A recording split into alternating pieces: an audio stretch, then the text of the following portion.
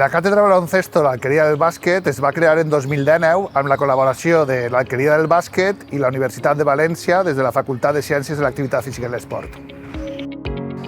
L'objecte que té la càtedra és realitzar activitats de formació, d'investigació, també de transferència, relacionant sempre com a activitat principal el bàsquet i aportant el valor que té una organització de referència com l'Alqueria del Bàsquet a nivell esportiu amb la Facultat de Ciències de l'Esport de la Universitat de València, amb professors i investigadors experts en la matèria.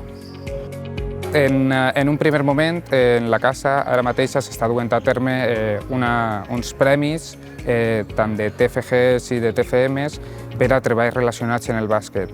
També en el futur es dedicarà les següents edicions a tesis doctorals.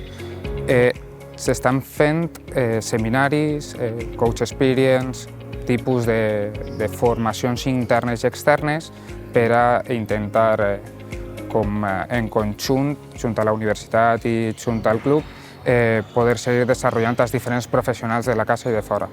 Junt a empreses externes se du a terme diferents investigacions per a intentar potenciar el rendiment dels esportistes.